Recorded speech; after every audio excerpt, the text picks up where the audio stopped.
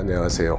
이 박사입니다. 중국의 중앙반공청이 지난 9월 15일에 신시대 민영경제 통전 공작에 관한 의견, 이런 문서를 공포를 하였습니다. 그리고는 각 지방정부 그리고 각 부처에서 협력해서 실질적이고 철저하게 실행하라는 그런 요구를 했습니다. 이 의견은 어떤 내용인가? 우선 민영경제 통전이라는 말이 좀 낯섭니다. 여기서 통전이라는 말은 통일전선의 줄임말입니다. 영어로는 United Front라고 한다고 하죠. 다시 말해서 함께 최전선으로 나간다는 그런 뜻입니다. 이 통일전선은 다름이 아니라 중국 공산당이 외부 세력과 힘을 합쳐서 싸우고자 할 때 사용하는 표현입니다. 과거 일본에 대항해서 국민당과 함께 싸울 때, 이럴 때 통일전선 이런 말을 썼죠. 하지만 오늘날 민영경제에 대한 통일전선, 이것은 무슨 의미일까요? 일단 공산주의는 공유제 경제를 그 기초로 하기 때문에 민영경제, 즉 사유화 경제는 공유제 경제와는 개념상 배치된다고 할 수 있습니다. 그렇긴 해도 중국 특색 사회주의라는 것을 들여다보면 계획경제라는 기제를 시장경제라는 기제로 바꿔놓은 등소평 이론을 도입하고 있죠.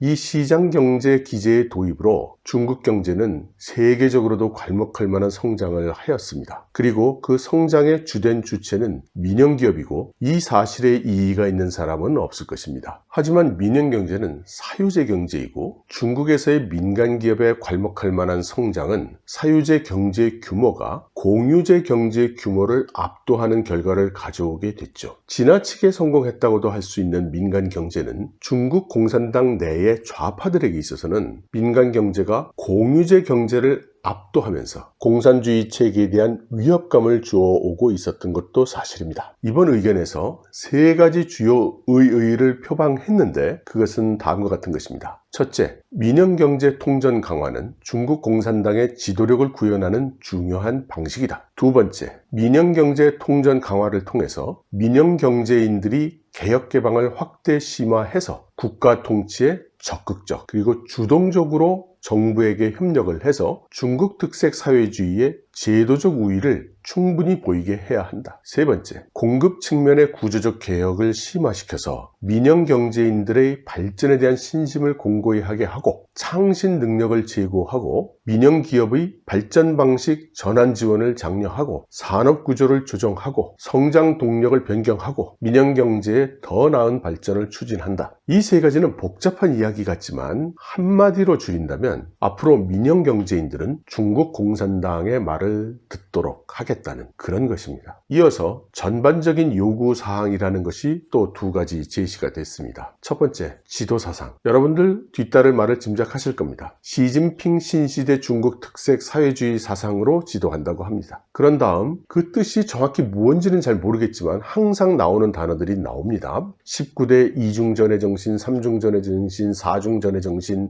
5위일체, 4개전면, 4개의식, 4개 자신, 2개 유호, 이런 단어들이 나옵니다. 그런데 제가 여기서 좀 주의하게 된 세 단어도 출연을 하는데 그것은 흔들림 없이 당의 말을 듣는다, 이런 말이 나옵니다. 이렇게 이러한 개념과 사상을 통해서 두 개 100년 분투 목표를 실현한다고 합니다. 두 번째, 기본 원칙. 이 사업에 대한 당의 지도력을 견지해서 당의 민영경제인에 대한 지도력과 결속력을 더욱 강화해서 가깝지만 깨끗한 정경 관계를 만들어 민간 경제인들이 당의 지도하에 중국 특색 사회주의 도로를 가는 정치적 인식을 같이 하겠다는 것입니다. 이 말도 대충 뜻을 아실만 하죠? 그 다음에 또 민간 경제인들을 어떻게 사상교육을 시킬지에 대한 말도 나오는데 이건 설명을 생략하겠습니다. 그리고 그 다음에는 수준 높은 민간 경제 인사들의 대오를 만드는 이야기가 나옵니다. 이 내용을 읽어보면 옛날에 다녔던 대기업의 인사팀들이 만드는 문서들이 꼭 이런 식이었다는 그런 생각이 문득 떠올랐습니다. 첫 번째, 공작 범위를 명확하게 한다. 다시 말해서 누구를 대상으로 할지를 명확히 정해야 한다는 것이고, 두 번째, 선발 기제를 완비한다. 그 중에 누구를 선발할 것인가. 세 번째, 상시 교육 양성 시스템 등 교육 육성을 강화한다. 네 번째, 규범 정치를 조직한다. 그 내용은 민영경제를 대표하는 인사들이 직무수행 의식을 강화하고 직무수행 심사 제도와 퇴출 대출 제도를 갖도록 유도하겠다는 겁니다. 관리를 하겠다는 거죠. 그 다음으로 젊은 세대 양성에 노력한다고 합니다. 그러면 나이 들은 경제인들은 어떻게 되는지도 좀 궁금하죠. 여러분들께서 여기까지 들으시고 나면 이 말들을 듣는 중국의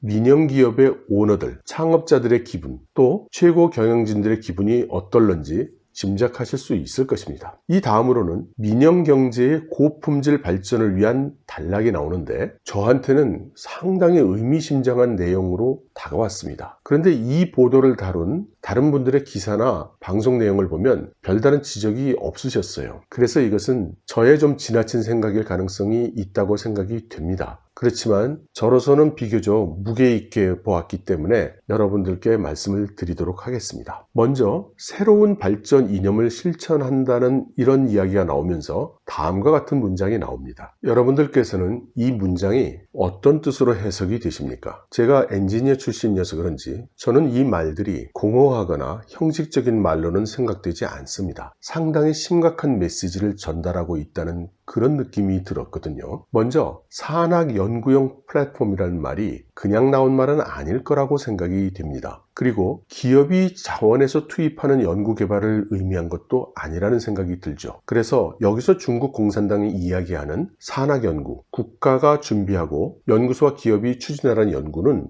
중국 국가 경영의 입장에서 필요한 연구로 생각이 되죠. 이번 미국의 제재로 인해서 화웨이 같은 회사들이 반도체를 공급받지 못하게 되지 않았습니까? 이런 것들을 연결시켜 생각해보면 저는 중국이 전면적으로 국산 기술을 개발하려는 것으로 이해가 됩니다. 다시 말해 전방위적으로 탈미국 기술의 그런 프로젝트를 시작하려는 것으로 생각이 되고 이것이 너무나 큰 작업이기 때문에 국가의 모든 자원을 총동원하려는 것으로 생각이 되는 것이죠. 이를 위해서는 민간기업, 특히 화웨이, 중싱 이와 같이 기술 역량이 있는 모든 중국 기업들이 미국 기술이 포함되지 않은 독자 기술로 먼저 자기 자신의 제품을 바꿀 필요가 있을 것이죠. 그리고 가능하다면 국가가 필요로 하는 그런 제품들을 미국 기술을 쓰지 않은 독자 기술로 만들어야 되겠죠. 물론 실현 불가능하게 보이기도 하고 매우 무리한 발상같이도 보입니다. 하지만 그런 시각에서 보면 다음 말도 이해가 됩니다. 민영 경제인들이 국가 중대 전략 참여를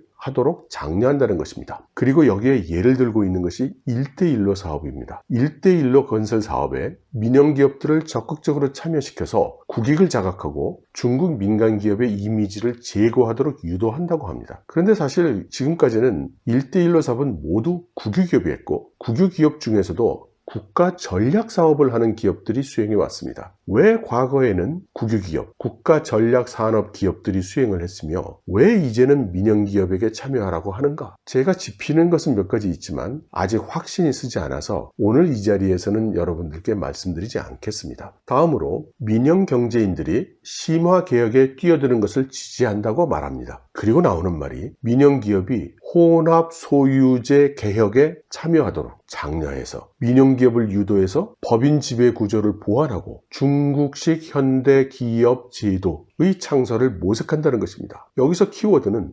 혼합소유제 그리고 중국식 현대기업제도 이런 단어들이죠. 아마도 중국식 현대기업제도의 내용이 바로 혼합소유제인 모양이죠. 그럼 이 혼합소유제로 갔을 때 그 해당 기업은 민영경제인의 것일까요? 아니면 중국 정부의 것일까요? 여러분들은 이미 다 그 답을 알고 계실 것입니다. 그리고 이렇게 민영경제인들에게 부담스러운 이야기만 나온 것은 아닙니다. 그 다음으로는 달래주는 말도 좀 나옵니다. 그 내용을 보면 협상 내용을 규율하고 소통할 것이고 의사소통 협상 방식을 혁신할 것이고 또 상해와 민영기업의 연계 서비스를 강화하겠다고 합니다. 그렇게 해서 민영기업의 요구사항을 반영하고 권익을 보호하는 메커니즘을 보완한다고 하는 것입니다. 제가 보기에는 민영경제인들 보고 내놓으라고 하는 게 99고 이런 조항들은 1도 안 되는 립서비스에 불과해 보입니다. 그리고 이어서 상공연맹, 소속상회 이런 단어들이 나오는데 아마도 민영경제인들을 연맹이라든가 상회 같은 것을 통해서 조직화하겠다는 발상으로 생각이 됩니다. 그리고 나오는 결론은 민영경제를 통일전선으로 이끄는 것은 중국 공산당에게 매우 중요한 일이라는 겁니다. 그래서 지도 기제를 완비하고 조직 보장을 강화하고 능력 건설을 강화하겠다고 하고 있습니다. 이 발표가 난 바로 다음 날부터 각 지방정부에서는 그 후속 조치를 위한 회의가 열렸고 그 회의에 대한 보도가 또 이어졌습니다. 그것은 이번 발표가 그저 구두선에 그치는 것이 아니고 정말로 진지하게 추진될 것이라는 것을 시사하는 것입니다. 중국의 민영 기업가들은 이제부터 그들의 앞에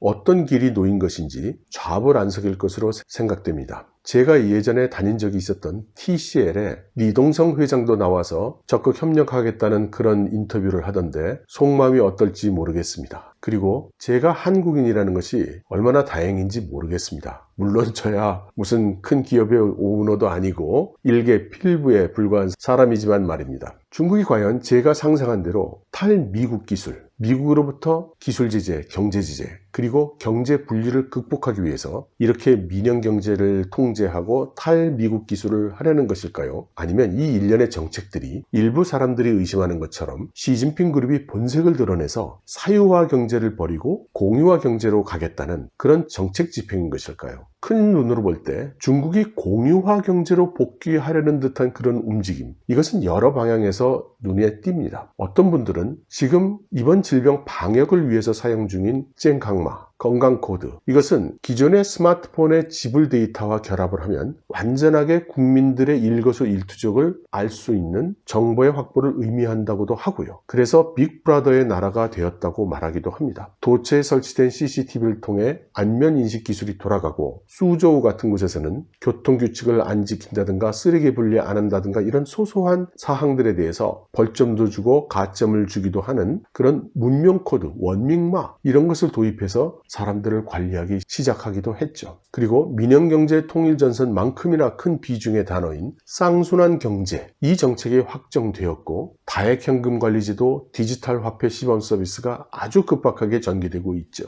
이미 일부 미디어에서는 중국 정부가 전자 양표를 준비한 모양이라는 보도가 나오고 있습니다. 농촌에서는 집단 노동에 참여한 정도에 따라 점수를 주는 꽁펀, 공분 제도가 도입되고 있죠. 그래서 이런 일련의 상황들을 마오쩌둥 시대로 회귀한다, 공유제로 회귀한다, 그리고 그 뒤에는 시진핑 좌파 그룹의 바로가 있다, 이런 시각이 있는 것이죠. 저 자신은 중국이 공유제로 완전히 돌아갈 수 있을까 잘 모르겠습니다. 그렇지만 지금 현재 14차 5개년 계획을 진행하고 있는 중국이 전시체계를 준비하고 있다는 그런 인상은 짙게 받고 있습니다. 미국의 압력이 강하면 중국은 더 급하게 전시체계 전환을 가속할 것 같습니다. 중국 내에서는 미국의 기술제재 블랙리스트는 중국의 국가기술개발 계획표와 동일하다, 이런 말도 하고 있죠. 아무튼 상황이 매우 급박하게 돌아가는 것은 틀림이 없는 것 같습니다. 한 가지 안타까운 것은 우리나라에서는 많은 분들이 중국에 대한 반감을 많이 가지고 계시고 또 이번 기회에 미국이 중국을 좀 따끔하게 혼내줬으면 이런 생각을 하고 계시는 분들이 많다는 것입니다. 제가 그분들의 생각이나 판단을 폄하하는 것은 절대 아닙니다. 저는 단지 미국과 중국이 일촉즉발의 형세에 있는데 만에 하나 미중 간의 무력 충돌이 일어날 경우에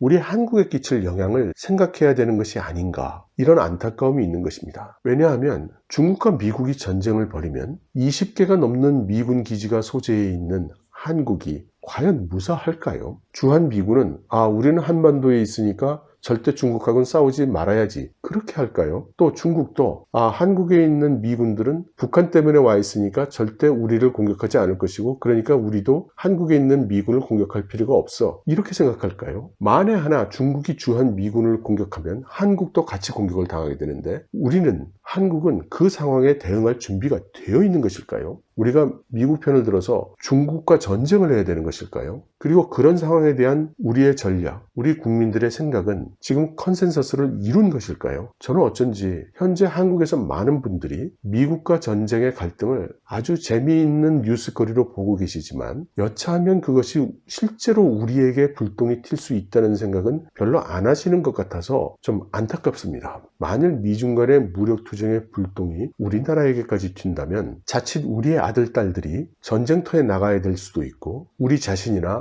우리의 많은 이웃들이 생명과 재산상의 피해를 입는 그런 불행한 일이 일어나지 말라는 법도 없기 때문입니다. 여러분 들어주셔서 감사합니다.